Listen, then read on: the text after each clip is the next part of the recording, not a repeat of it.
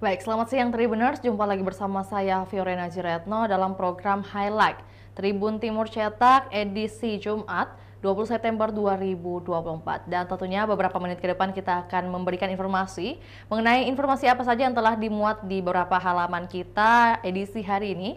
Dan tentunya bagi Tribuners yang tertarik berlangganan bersama kami dan tidak ingin ketinggalan untuk membaca juga mendapatkan informasi secara fisik yaitu koran Tribun Timur, bisa langsung menghubungi kami dengan berlangganan di nomor 0411 8115500 atau juga menghubungi kami via SMS maupun WA di nomor 081 14135555. Dan langsung saja di halaman pertama kita edisi hari ini Jumat 20 September 2024 tentunya ada informasi yang hadir mengenai KONI salahkan anggaran. Di mana informasi ini yang disampaikan bahwa Provinsi Sulawesi Selatan dipastikan tak bisa mencapai target masuk 5 besar perolehan medali di Pekan Olahraga Nasional PON ke-21 Aceh Sumatera Utara. Dengan sisa waktu sehari, Sulsel hanya bisa berharap masuk 15 besar. Awalnya Sulsel pasang target masuk 5 besar, justru kini terdepak di posisi 16 klasemen. Sementara dengan 10 medali emas, 20 perak, dan 23 perunggu. Sulsel saat ini telah mengoleksi 53 medali totalnya. Dan agar bisa merangsek naik ke papan tengah klasemen, Sulsel setidaknya harus mendapatkan 11 medali emas lagi. Dan Sulsel harus menggeser Lampung yang kini berada di peringkat ke-10. Lampung mengoleksi 19 medali emas, 14 perunggu, maksud saya perak, dan 25 perunggu. Prestasi di PON Aceh Sumatera Utara ini bisa jadi titik terendah olahraga Sulsel jika tak mampu meraih tambahan medali, utamanya medali emas. Prestasi terburuk sejauh ini di peringkat ke-12 pada PON ke-19 Jawa Barat pada tahun 2016. Dan sejumlah sengkarut masalah dihadapi para atlet jelang PON 21 Aceh Sumut.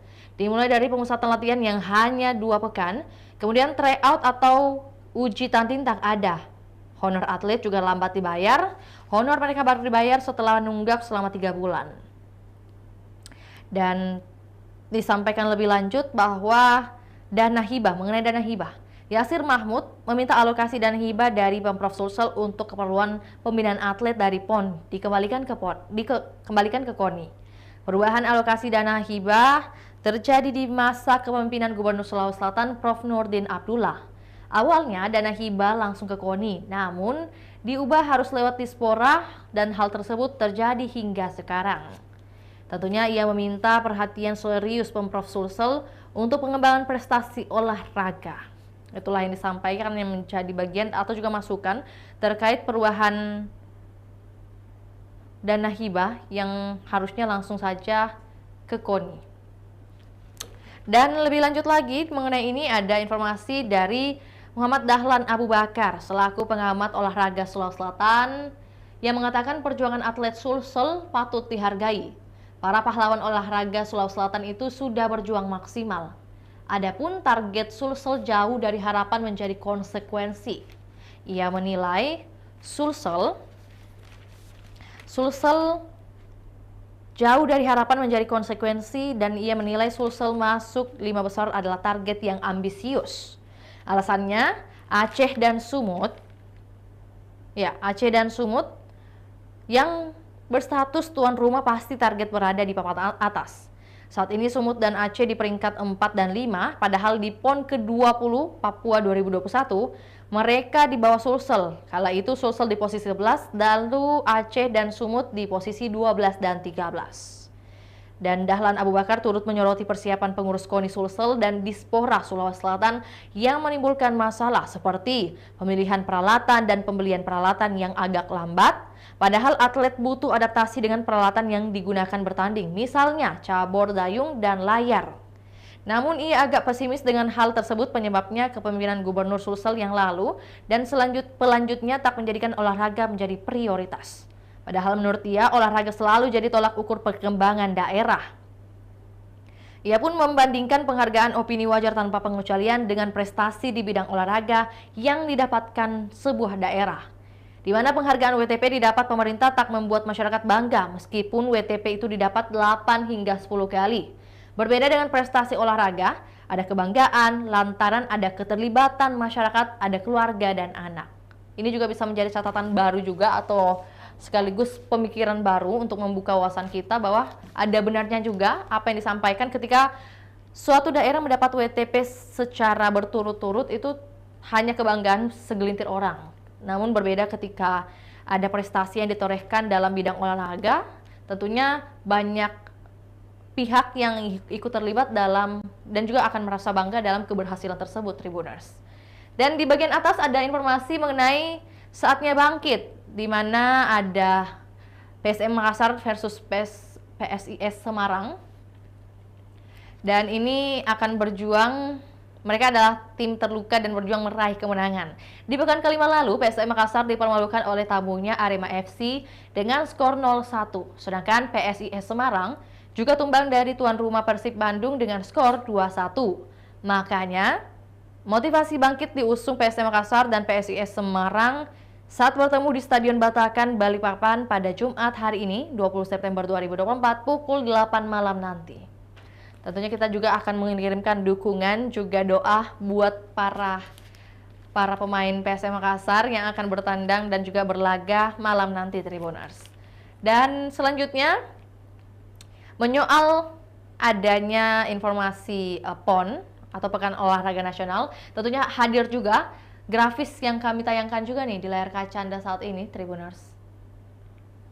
Ya, menyoal data-data dari masing-masing daerah mengenai PON yang pertama kali dilakukan adalah di tahun 1948 yang berlangsung di Solo, kemudian hingga PON ke-21 yang berlangsung di Aceh, Medan, Tribuners. Ini bisa dilihat di layar kaca Anda saat ini bagaimana juga cabur yang mengikuti kontestasi, bahkan juga disampaikan siapa yang menjadi pemimpin Gubernur Sulawesi Selatan di masa PON itu terlaksanakan dan juga bersama dengan Ketua KONI Sulawesi Selatan ada di layar kaca Anda saat ini, Tribuners. Dan selanjutnya lagi ada informasi mengenai jebolan Indonesia Idol meriahkan pagelaran budaya KPU Sulawesi Selatan. Komisi Pemilihan Umum Sulawesi Selatan akan menyelenggarakan pagelaran budaya pada Sabtu besok 21 September di Taman Pakui Sayang Makassar. Pagelaran ini bertujuan memperkenalkan dan melestarikan berbagai aspek budaya lokal yang kaya, sekaligus memberikan hiburan dan juga edukasi bagi masyarakat Tribuners. Selain itu, acara ini juga dilaksanakan sebagai bentuk sosialisasi kepada masyarakat luas terkait pilkada serentak.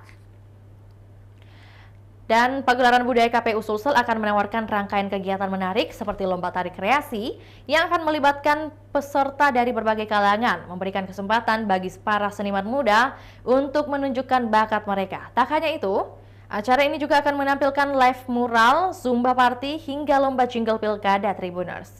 Tujuannya mengajak masyarakat berpartisipasi dalam pilkada mendatang. Sebagai bagian dari upaya mendukung ekonomi lokal, akan ada juga UMKM Expo, Tribuners. Jadi tunggu apa lagi? Tribuners bisa langsung hadir ke Taman Pakui Sayang, akan berlangsung dari pagi hingga malam hari di hari esok, Sabtu 21 September 2024. Dan masih di halaman pertama, informasi terakhir yaitu dengan headline makin mudah bikin paspor. Imigrasi Makassar naik status jadi kelas 1 khusus, apa yang berubah? Nah, yang berubah itu adalah makin mudahnya atau kemudahan dalam pembuatan paspor. Untuk itu sudah hadir juga di Tribun Timur di sesi sebelumnya, ada podcast bersama Kepala Kantor Imigrasi kelas 1 khusus TPI Makassar, Abdi Widodo Subagio. Dan tentunya penjelasan di tayangan ini bagaimana mengulas perjalanan beliau hingga juga menanyakan mungkin apa yang menjadi fasilitas tambahan ketika Imigrasi Makassar sudah menaik menjadi kelas 1 khusus nih, Tribuners.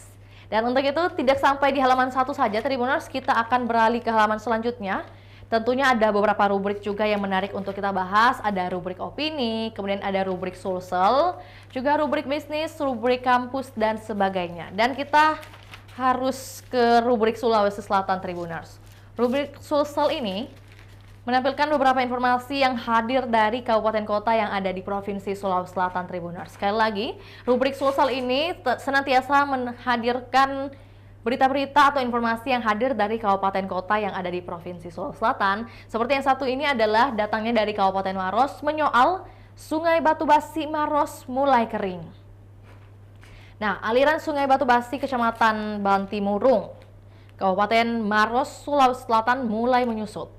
Pantauan tribuntimur.com di lokasi pada Kamis kemarin, nampak dasar sungai sudah terlihat. Sejumlah titik terdapat tumpukan sampah yang terangkut pada aliran air sungai, dan bagian dasar sungai yang tak dialiri air nampak ditumbuhi rerumputan. Camat Bantimurung, Muhammad Aris mengatakan kondisi ini sudah terjadi sejak memasuki September 2024. Dan dikatakan juga, mantan Camat Simbang mengatakan semenjak memasuki puncak musim kemarau dilakukan penjadwalan dan pengaturan aliran air melalui Bendung Batu Basi. Hal ini dilakukan agar kebutuhan 4 kecamatan masih tetap bisa terpenuhi.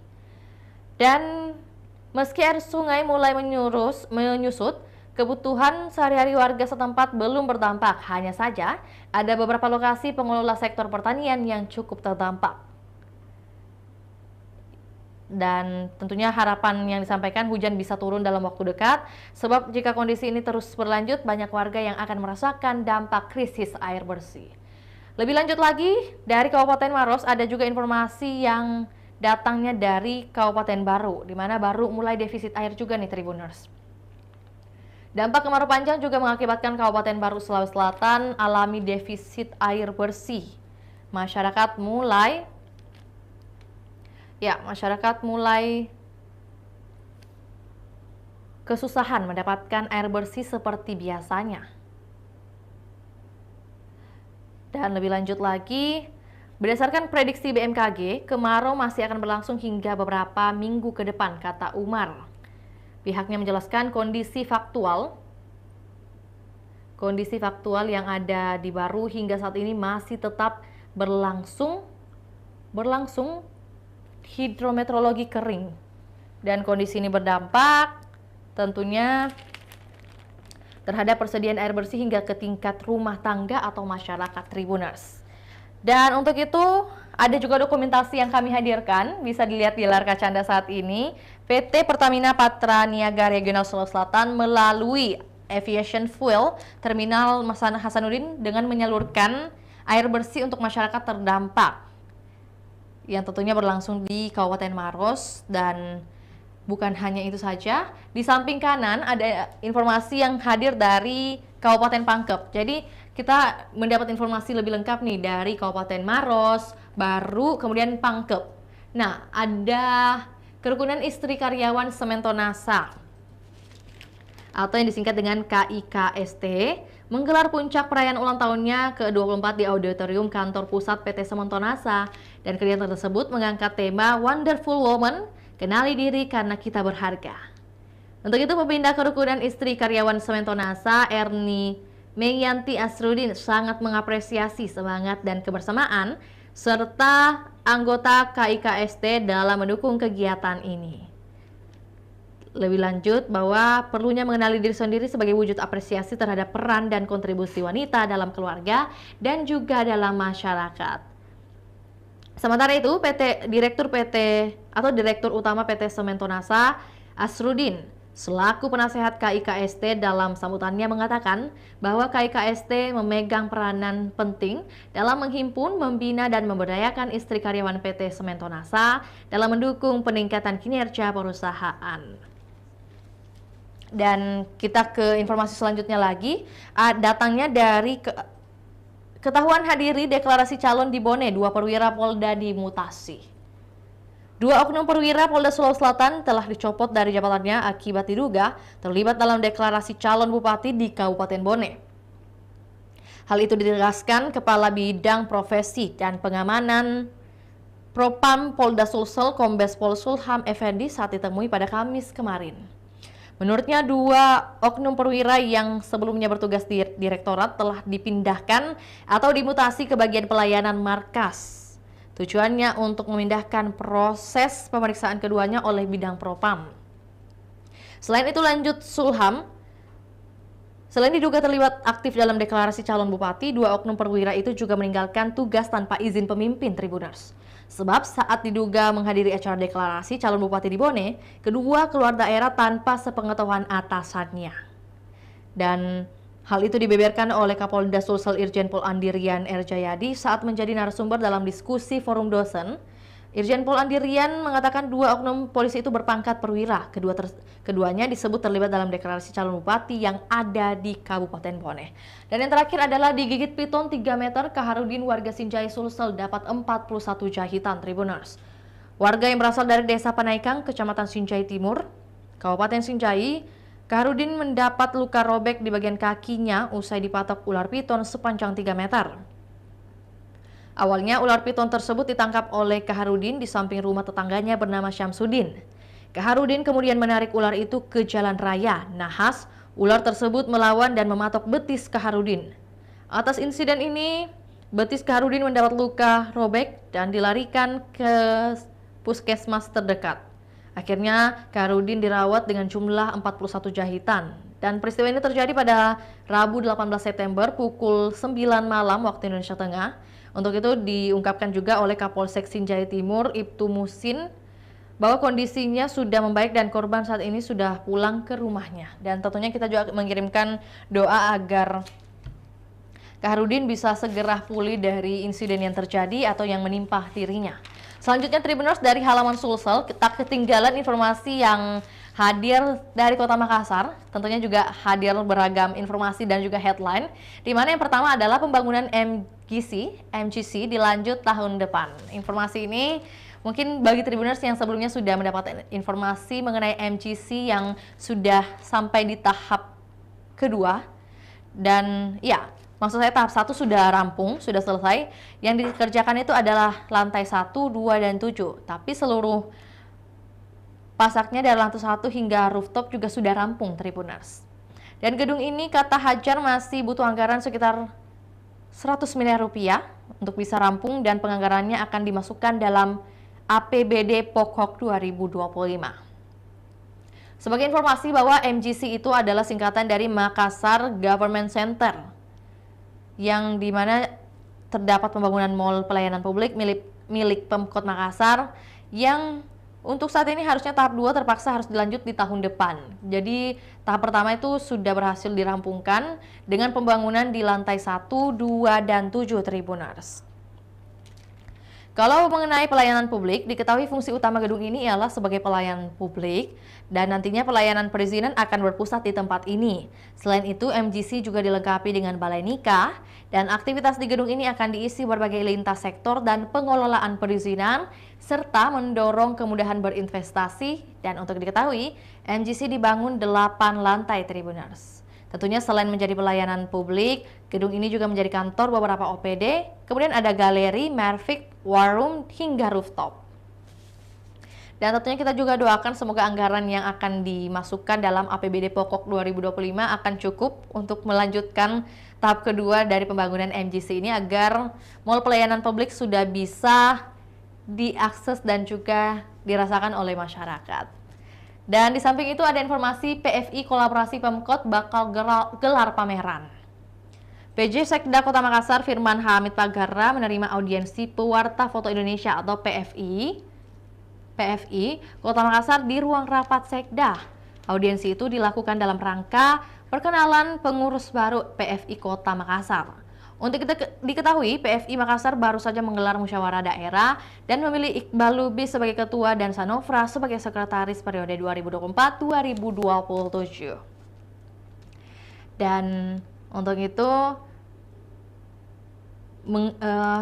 Firman pun memberikan selamat dan juga apresiasi atas terpilihnya pengurus baru, dan ia mengaku siap berkolaborasi dengan program-program yang akan dimiliki PFI. Bahkan Firman juga memastikan bahwa PFI Makassar akan berkolaborasi pada perayaan Hari Ulang Tahun ke-417 Kota Makassar pada 9 November 2024, dan kolaborasi tersebut dalam bentuk pameran dan lomba foto Tribuners.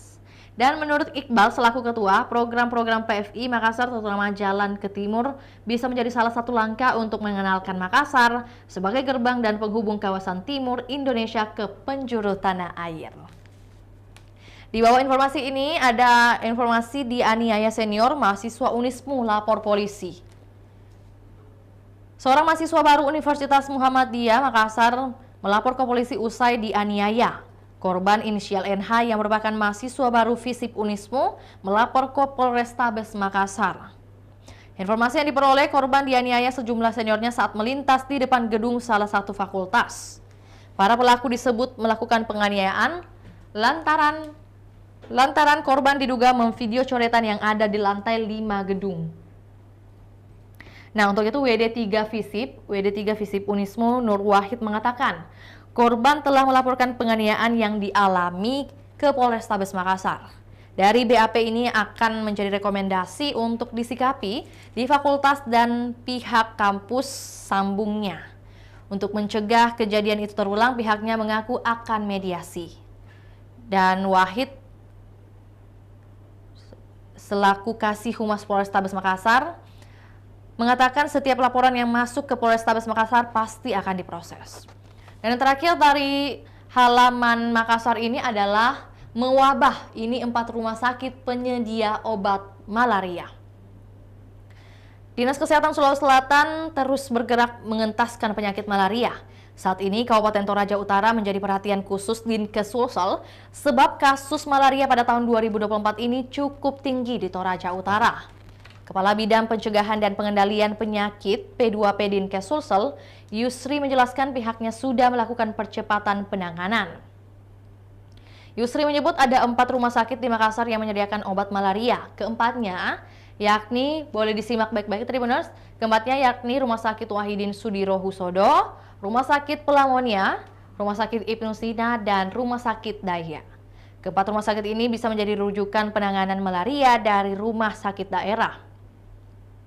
Tinggal kesadaran kita memberikan informasi terkait kasus malaria karena biasa dianggap enteng atau biasa saja. Nah, sebagai informasi tambahan bahwa di Toraja Utara periode Januari hingga September bahkan mencapai 234 jumlah kasus Tribuners. Subkoordinator Pencegahan dan Pengendalian Penyakit Menular Dinkes Toraja Utara Yeti Batopayung Allo mengatakan angka tersebut terbilang tinggi karena Yeti mengingatkan agar kasus malaria jangan dipandang sebelah mata, namun dari 228 kasus ini tidak ada laporan meninggal dunia sebagai informasi tambahan. Jadi buat Tribuners mungkin yang ada teman-teman atau kolega atau kerabat yang membutuhkan informasi mengenai di mana rumah sakit yang bisa membantu penyembuhan atau pemulihan dari sakit malaria atau juga yang merupakan penyedia obat malaria, bisa langsung ke 4 rumah sakit yang telah disebutkan. Ada Rumah Sakit Wahidin Sudirohusodo, Rumah Sakit Pelamonia, Rumah Sakit Ibnu Sina, dan Rumah Sakit Daya. Dan Tribuners, tentunya itulah tadi informasi yang bisa kami bagikan, informasi menarik yang tentunya dibutuhkan oleh seluruh Tribuners. Dan untuk itu Tribuners mungkin yang hendak berlangganan bersama kami sekali lagi bisa menghubungi kami di nomor yang ada di layar kaca Anda saat ini. Bahkan juga Tribuners bisa akses baca berita baru kami di website www.tribuntimur.com dan juga jangan lupa download aplikasi Tribun X. Untuk itu saya Fiorina Ciretno mengucapkan terima kasih atas tayangan hari ini. Sampai jumpa di segmen berikutnya. Selamat siang. Download Tribun X sekarang, menghadirkan lokal menjadi Indonesia.